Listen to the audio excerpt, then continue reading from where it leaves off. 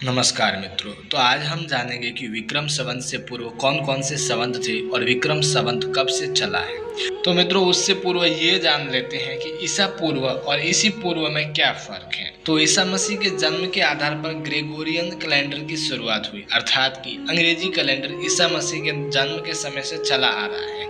तो बात यह है कि ईसा मसीह के जन्म के बाद वाले समय को, अर्थात कि अभी 2025 चल रहा है और माना जाता है कि जब ईसा मसीह का जन्म हुआ तब से यह कैलेंडर चला आ रहा है।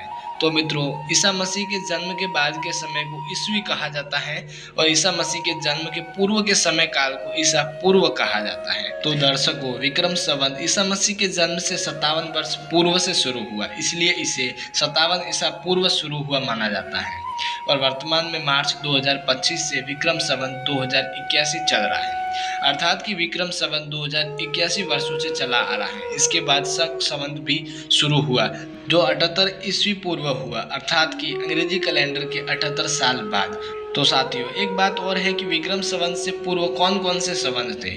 और मित्रों ऐसे तो संवत अलग अलग शासन राज्य में अलग अलग संवत चलाए गए थे, किंतु इस वीडियो में हम सटीक और मुख्य संवतों के बारे में जानेंगे।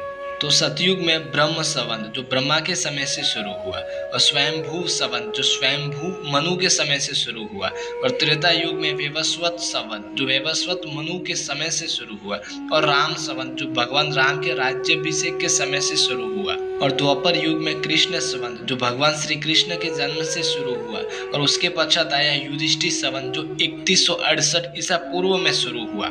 यह युधिष्ठिर संवत युधिष्ठिर के राज्याभिषेक के पश्चात शुरू हुआ था।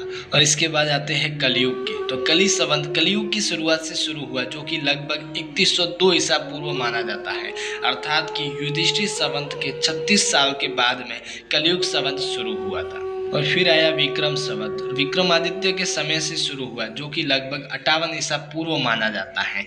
तो मित्रों एक बात और बताना चाहता हूँ कि जो कृष्ण संवत था उसी का नाम आगे चलकर युधिष्ठिर संवत हुआ और फिर विक्रम संवत के नाम से चला और आज भी चल रहा है। अगले नंबर पे है शक संवत, जो शक संवत शक राजवंशों के समय से शुरू हुआ जो कि लगभग 78 ईस्वी माना जाता है। और फिर इसके बाद हर्ष संवत भी शुरू हुआ, हर्षवर्धन के समय से शुरू हुआ जो कि लगभग 606 ईस्वी माना जाता है। किंतु मित्रों यह संवत अधिक नहीं चला और यह संवत 648 ईस्वी में विलुप्त हो गया, अर्थात कि 42 वर्ष के लिए ही चला। तो श्रोताओं अब जानेंगे कि क्या है विक्रम संवत और यह शक संवत से भिन्न कैसे है और इसका नाम विक्रम संवत किस राजा के नाम से पड़ा। तो हिंदू पंचांग में पर्व त्योहार की तारीख, तिथि और मुहूर्त विक्रम संवत के आधार पर ज्ञात की जाती है। विक्रम संवत सूर्य और चंद्र गति के आधार पर चलती है, इसके लिए विज्ञान ने भी विक्रम संवत को प्रमाणित माना है। तो आइए जानते हैं कि विक्रम संवत की शुरुआत कैसे हुई और यह शक संवत से किस प्रकार अलग है। तो विक्रम संवत हिंदुओं के लिए एक ऐतिहासिक कैलेंडर है। यह एक प्रचलित हिंदू पंचांग है। इस पंचांग के आधार पर भारत के उत्तरी पश्चिमी मध्य भाग में व्रत त्योहार आदि मनाए जाते हैं। विक्रम संवत से पहले युधिष्ठिर संवत, कलयुग संवत और सप्तऋषि संवत भी प्रचलित रहे थे।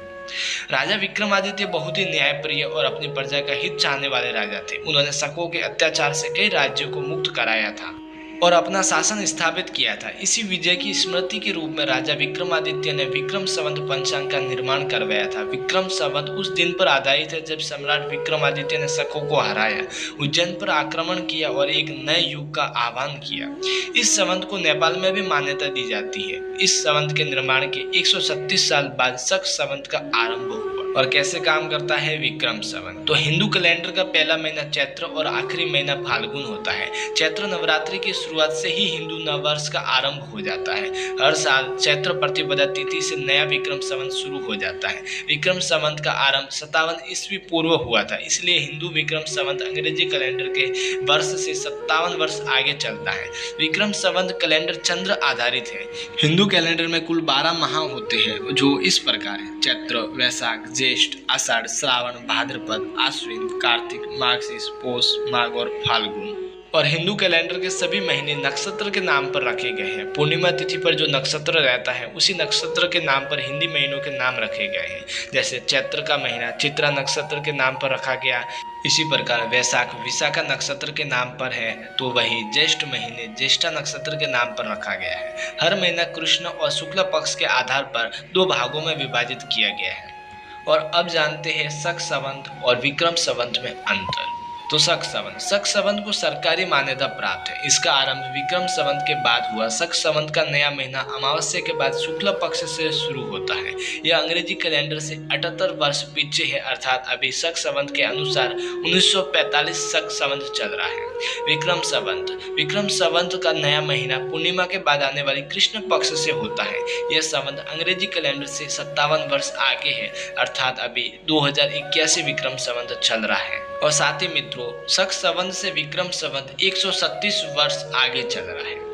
तो मित्रों, इस वीडियो में आपने जाना कि विक्रम संवत और शक संवत दोनों ही पारंपरिक भारतीय पंचांग हैं, जो कि अलग अलग क्षेत्रों में माने जाते हैं। विक्रम संवत मुख्य रूप से उत्तर भारत में माना जाता है, विशेष रूप से उत्तर प्रदेश, मध्य प्रदेश, राजस्थान, गुजरात, हिमाचल प्रदेश, जम्मू कश्मीर। दूसरी ओर शक संवत मुख्य रूप से दक्षिण भारत और पश्चिमी भारत में माना जाता है, विशेष रूप से महाराष्ट्र, कर्नाटक, आंध्र प्रदेश, तेलंगाना, तमिलनाडु, केरल और गोवा। और साथ ही इन दोनों संवतों के अनुसार मनाए जाने वाले त्योहारों में कुछ समानताएं और अंतर भी है। विक्रम संवत के अनुसार मनाए जाने वाले कुछ प्रमुख त्योहार हैं दीपावली, होली, मकर संक्रांति, नवरात्रि, दशहरा। और दूसरी ओर शक संवत के अनुसार मनाए जाने वाले कुछ प्रमुख त्योहार हैं गुड़ी पड़वा, उगादी, पोंगल, ओणम, विजयादशमी। इन दोनों संवतों के अनुसार मनाए जाने वाले त्योहारों में कुछ समानताएं भी हैं, जैसे कि दीपावली और दशहरा दोनों ही विक्रम संवत और शक संवत दोनों के अनुसार मनाए जाते हैं। तो फिर मित्रों, ये था आज का हमारा वीडियो। आशा करता हूँ कि आपको हमारा ये वीडियो पसंद आया होगा। तो कृपया हमारे इस वीडियो को लाइक, कमेंट, शेयर एंड हमारे इस कर्मयोगी चैनल को सब्सक्राइब करना भूले ना भूले। तो फिर चलिए मित्रों, आज के लिए इतना ही। फिर मिलते हैं अगले वीडियो के साथ।